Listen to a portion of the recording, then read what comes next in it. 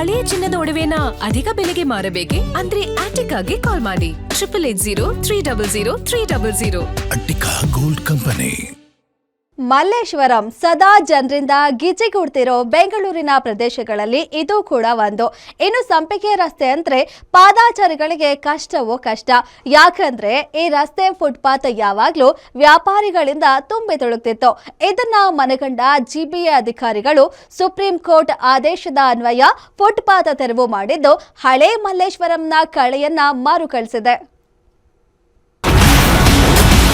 5ನೇ ದಿನವೂ ಮುಂದುವರೆದ ಆಪರೇಷನ್ ಫುಟ್ಪಾತ್. ಮಲ್ಲೇಶ್ವರಂ ಫುಟ್ಪಾತ್ ವ್ಯಾಪಾರಿಗಳ ತೆರವು ಮಾಡಿದ ಜಿಬಿಎ.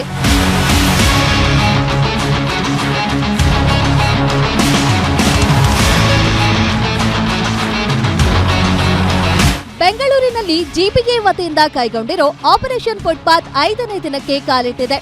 ಹಲವು ವರ್ಷಗಳಿಂದ ಫುಟ್ಪಾತ್ಗಳನ್ನು ಆಕ್ರಮಿಸಿಕೊಂಡಿದ್ದ ವ್ಯಾಪಾರಿಗಳ ತೆರವಿಗೆ ಅಧಿಕಾರಿಗಳು ನಿರಂತರ ಕಾರ್ಯಾಚರಣೆ ನಡೆಸುತ್ತಿದ್ದಾರೆ.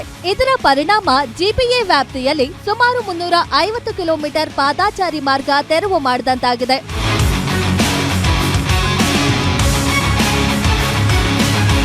ನಗರದ ಪ್ರಮುಖ ವಾಣಿಜ್ಯ ಕೇಂದ್ರಗಳಲ್ಲಿ ಒಂದಾದ ಹಾಗೆ ಲಕ್ಷಾಂತರ ಮಹಿಳೆಯರ ಶಾಪಿಂಗ್ ಹಾಟ್ಸ್ಪಾಟ್ ಆದ ಮಲ್ಲೇಶ್ವರಂನ ಸಂಪಿಗೆ ರಸ್ತೆಯಲ್ಲಿ ಓಡಾಡಬೇಕು ಅಂದ್ರೆ ಬಲು ಕಷ್ಟವಾಗ್ತಿತ್ತು. ಇಡೀ ರಸ್ತೆ ಎರಡು ಬದಿಯ ಫುಟ್ಪಾತ್ನಲ್ಲಿ ಬೀದಿ ಬದಿ ವ್ಯಾಪಾರಿಗಳಿಂದಲೇ ತುಂಬಿ ತುಳುಕ್ತಿರ್ತಿತ್ತು.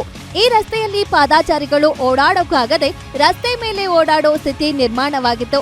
ಆದ್ರೆ ಫುಟ್ಪಾತ್ ತೆರವಿನ ಹೆಸರಿನಲ್ಲಿ ಪಶ್ಚಿಮ ನಗರ ಪಾಲಿಕೆ ಅಧಿಕಾರಿಗಳು 2 ಕಿಲೋಮೀಟರ್ ಉದ್ದದ ಫುಟ್ಪಾತ್ ತೆರವುಗೊಳಿಸಿದ್ದಾರೆ. ಭಾಳ ಅನುಕೂಲ ಆಗ್ತಿದೆ. ನಾವು ಓಡಾಡೋದಕ್ಕೆ ಜಾಗ ಆಗ್ತಾ ಇರಲಿಲ್ಲ. ವಯಸ್ಸಾದವರು ಫುಟ್ಪಾತ್ ಮೇಲೆ ಹೋದರೆ ಸೇಫ್ ಅಲ್ವಾ. ಬಂದರೆ ಅಕಸ್ಮಾತ್ ಏನಾದರೂ ಐಟಮ್ ಕಾಲು ತಗಲ್ಬಿಟ್ರೆ ಅದಕ್ಕೂ ಬೈಯೋರು, ಬೋಣಿ ಆಗಿಲ್ಲ ನೀವು ಹಿಂಗೆ ಮಾಡಿಬಿಟ್ರಿ ಅಂತ ಬಾಯಿಗೆ ಬಂದಂಗೆ ಮಾತಾಡೋರು. ಭಾಳ ಬೇಜಾರಾಗ್ಬಿಟ್ಟಿತ್ತು. ಕೆಲವು ದಿನ ನಾನು ಈ ಸಂಪಿಗೆ ರೋಡು ಇಲ್ಲಿತ್ತಲ್ಲ, ಈ ಕಡೆ ಬರೋಕ್ಕೆ ಹೋಗ್ತಾ ಇರಲಿಲ್ಲ ಬೈಕ್ಗೆ. ಈಗ ಆರಾಮಾಗಿ ನಾನು ಚಿಕ್ಕವನಿದ್ದಾಗಿತ್ತಲ್ಲ ಫುಟ್ಪಾತು, ಅಷ್ಟು ದೊಡ್ಡದಾಗಿ ಫುಟ್ಪಾತ್ ಕಾಣ್ತಾ ಇದೆ. ಬಹಳ ವರ್ಷಗಳಾದ್ಮೇಲೆ ಕಾಣ್ತಾ ಇದೆ ಇದು. ಜಿಬಿಎ ಅಧಿಕಾರಿಗಳ ನಡೆಗೆ ನಿವಾಸಿಗಳು ಸಂತಸ ವ್ಯಕ್ತಪಡಿಸಿದ್ದಾರೆ.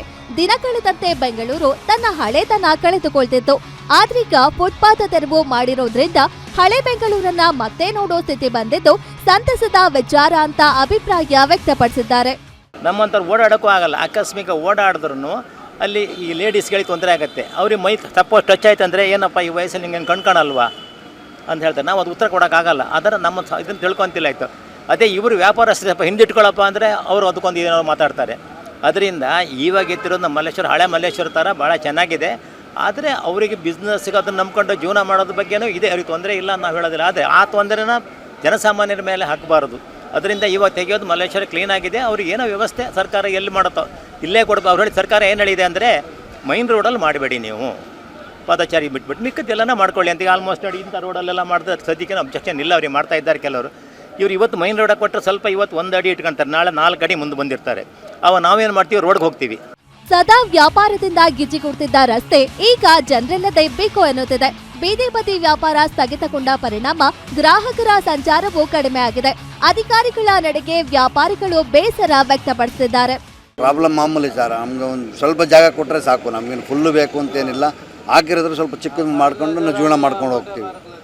ಅಂಗಡಿ ಮಾಡೋಕ್ಕೆ ನಾವು ನೋಡಿ ಬಾಡಿಗೆ ಕಟ್ಟಬೇಕು. ಇನ್ನು 4 ದಿನ ಹೋದ್ರೂ ಬಾಡಿಗೆ ಕಟ್ಟಬೇಕು. ಎಲ್ಲಿಂದ ಕಟ್ಟೋಣ ಸರ್? ನಮ್ಮದು ಈ ಥರ ಪ್ರಾಬ್ಲಮ್ ಆಗಿದೆ. ನಾವು ಯಾರಿಗೆ ಹೇಳೋಕ್ಕೂ ಆಗಲ್ಲ. ಇವಾಗ ಕಾನೂನು ಮುಂದೆ ನಮ್ಮದೇನೂ ಇಲ್ಲ. ಕಾನೂನು ಏನು ಹೇಳ್ತದೆ ಮಾಡಲೇಬೇಕು. ಆದರೂ ಕಾನೂನಿಗೂ ಗೊತ್ತಲ್ಲ ಸರ್, ಬಡವರು ಬಗ್ರಿ ಇರ್ತಾರೆ ಅಂತ. ಅವ್ರಿಗೂ ಎಲ್ಲೊಂದು ಜಾಗ ಮಾಡಿಕೊಡ್ಬೇಕು. ಏನಾರು ಒಂದು ಏಕ್ ತಮ್ಮ ದಡಾರ್ ಅಂತ ಎತ್ತು ಅಂದರೆ ಎಲ್ಲಿ ಅಂತ ಹೋಗೋಣ ಹೇಳಿ. ಮಕ್ಕಳು ಫೀಸ್ಗಳು ಕಟ್ಟಬೇಕು, ಎಲ್ಲಿಂದ ಕಟ್ಟೋಣ ಎಲ್ಲ. ಅದು ಪ್ರಾಬ್ಲಮ್ ಆಗಿದೆ ಸರ್. ಒಟ್ಟಿನ ಗೌರ್ಮೆಂಟ್ ಏನಾರು ಒಂದು ವ್ಯವಸ್ಥೆ ಮಾಡಿಕೊಡ್ಬೇಕು ನಮಗೆ. ಒಂದು ಕಡೆ ಫುಟ್ಪಾತ್ಗಳು ಪಾದಾಚಾರಿಗಳಿಗೆ ಮುಕ್ತವಾಗಿರುವುದರಿಂದ ಸಾರ್ವಜನಿಕರು ಸಂತಸ ವ್ಯಕ್ತಪಡಿಸುತ್ತಿದ್ರೆ, ಮತ್ತೊಂದು ಕಡೆ ಜೀವನೋಪಾಯ ಕಳೆದುಕೊಂಡ ಬೀದಿ ಬದಿ ವ್ಯಾಪಾರಿಗಳು ಸರ್ಕಾರದಿಂದ ಪರ್ಯಾಯ ವ್ಯವಸ್ಥೆಯ ನಿರೀಕ್ಷೆಯಲ್ಲಿದ್ದಾರೆ. Ullas S Kiruvase, guarantee news, Bengaluru.